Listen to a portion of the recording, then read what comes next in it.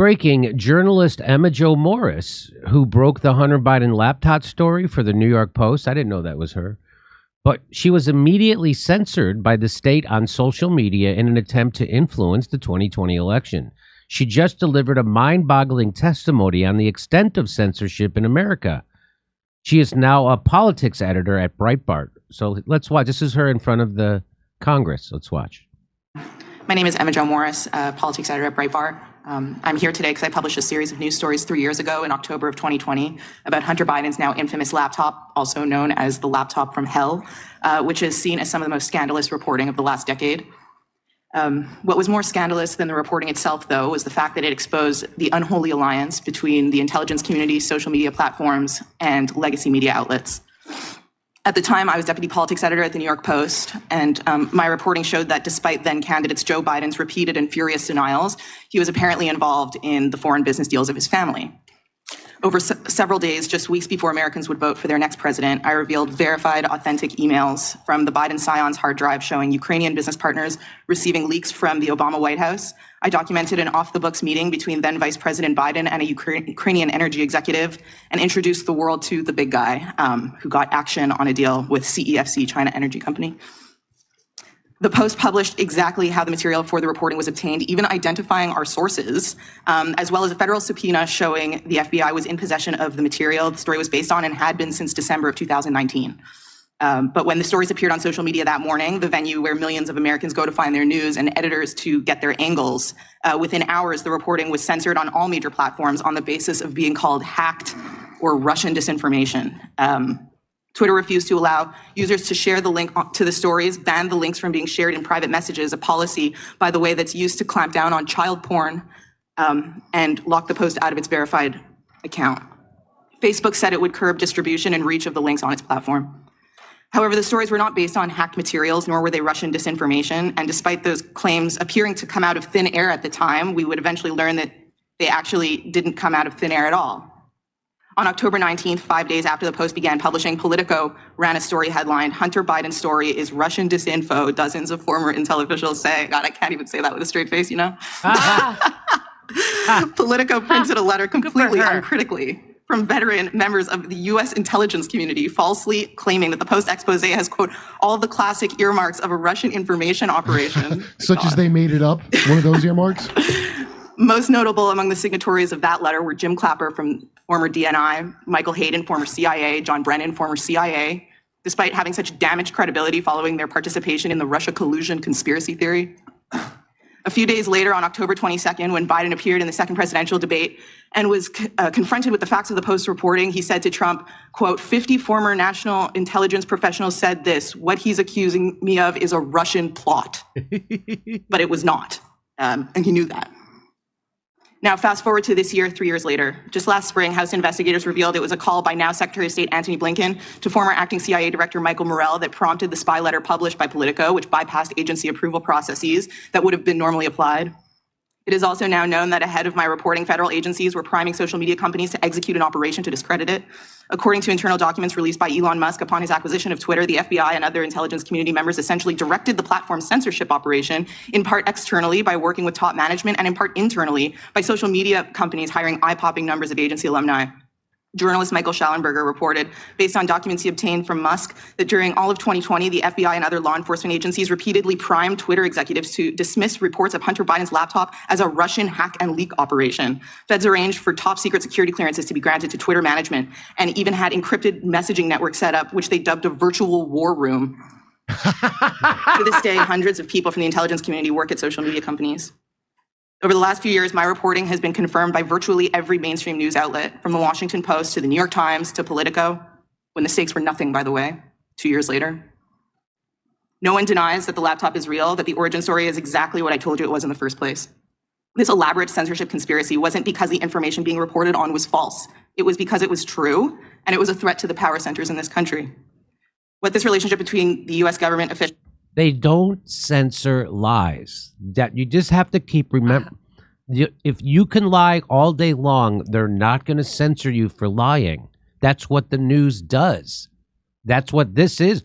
this whole story about Hunter Biden's laptop shows that the mainstream media lies in conjunction with the intelligence community and the establishment power centers in the Republican and Democratic Party. That's what this shows. Well, I think the great Sam Harris taught us that that's totally worth it. That's totally okay. I don't care if he's got kids in his basement, I believe. Doesn't care. It's what he said. Sam Harris's quote. That's what great Sam Harris said. Genius thinker Sam Harris's quote. So again, 100% everything she said was true. And she is detailing how they all worked in conjunction, like they were on the same company, the FBI and Big Pharma and social media people. What? That would be the very definition of fascism. There's no way. It's the definition of fascism. But somehow voting Democrat is going to save our democracy. Your democracy was stolen from you decades ago. Okay, here we go. And American corporations represent is an unprecedented push to undermine the First Amendment, the right to think, write, read, say whatever we want. And how we respond will determine whether we see a free press as inalienable or as optional. Thanks. Inalienable or optional? Did she not hear about Julian Assange? We decided that. We already decided it's optional. So here it is. Hunter Biden's story is Russian disinformation. Dozens of former intelligence officials. This is the story she was laughing about. So you can't trust most of them. More than 50 former senior intelligence officers have signed on to a letter outlining their belief that the recent disclosure of emails allegedly belonging to Joe Biden's son has all the classic earmarks of Russian information operation. They just printed it. That's 50 worthless scumbags that work for the government doing God knows what. And now this. And they just print it uncritically, unskeptically, nothing. They just repeat it. Why wouldn't they? Who is the person who wrote this? Oh, Natasha Bertrand. Oh, she's the worst. Yeah. She's she works directly for the CIA. Well, I want to see the wide-eyed crazy lady behind her puppeting her while she says it. Natasha she's the worst. Yeah, these are all like shill, like, you know. So and here is Mark Zuckerberg talking about how the FBI primed him to censor it and intimidated him to censor. Here we go. How do you guys handle things when they're a big news item that's controversial? Like there was a lot of attention on Twitter during the election because of the Hunter Biden laptop story. The New York Post. We had that too. Yeah, so you guys censored that as well? So we took a different path than Twitter. I mean, basically the background here is the FBI, I think, basically came to us, some folks on our team, and was like, hey, just so you know, like you should be on high alert. There was we thought that there was a lot of Russian propaganda in the 2016 election. We have it on notice that basically there's about to be some kind of dump of that's similar to that. So just be vigilant. So our protocol is different from Twitter's. What Twitter did is they said you can't share this at all. We didn't do that. What we do is we have if something is reported to us as potentially misinformation, important misinformation, we also have this third-party fact-checking program because we don't want to be deciding what's true and false. Oh, my God. Their third-party fact-checking program is funded by oligarchs like Bill Gates and the Rockefeller Foundation, stuff like that's who funds these third parties. They're the establishment. Have you seen a fact check be good in the last? And every fact check we've ever had on Facebook on one of our videos has been incorrect, meaning Facebook is wrong. They were wrong about COVID. They were wrong about the laptop. They're wrong about everything. But now people who know me casually or know me well, and they see when I post a video on Facebook and it gets flagged as misinformation when it isn't, they think Jimmy Dore is up to no good. What's happened to Jimmy Dore? No, Facebook is full of shit. And we debunk them. That's Bill Gates funded fact checking. That's what that is. Okay. Can a great man And fact check? For I think it was 5 or 7 days when it was basically being determined whether it was false. The distribution on Facebook was decreased, but people were still allowed to share it. So you could still share it. You could still consume it. So when you say the distribution is decreased, it got shared. How does that work? It basically, the ranking in newsfeed was a little bit less. So fewer people saw it than would have otherwise. So why would you do that? Why Err if on the side of saving Biden's election. if it's if you think it's fake, why wouldn't you ban it? And if you're not sure, why would you still ban it if you're not sure? Because I'm worried about sucking up to more powerful people than me, and So I don't we give just a rat's ass about you. So his flex is just censorship at the behest of the Err on the FBI side of censorship. yeah. Holy shit! You understand who this is? This is a guy when Who's- his daughter, I think, was born. He tried to name her Xi after Xi Jinping or something like that. His name to like because they're trying to get Facebook into China. Oh, and that's Xi Jinping right. was like, "Don't name your kid that. That's weird." But that's the kind of worm this is that would suck up to anyone for his despicable. Yep. Okay. You know. It definitely. By what percentage? I don't know off the top of my head, but it's Yeah, you do. it's meaningful. But I mean, but basically, a lot of people were still able to share it.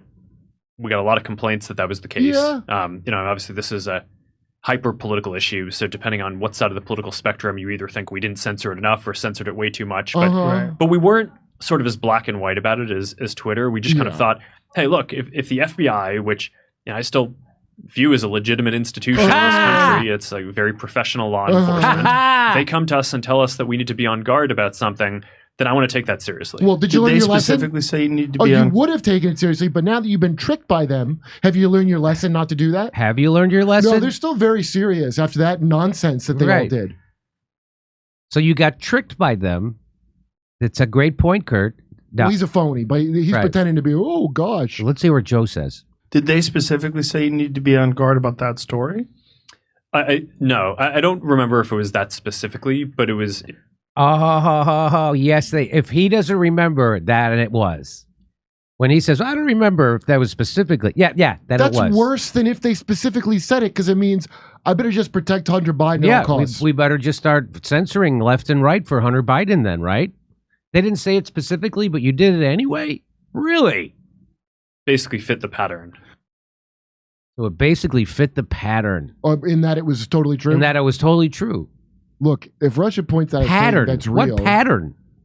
What pattern are you talking about? The only pattern is that what you were working with the FBI to suppress the First Amendment rights of Americans.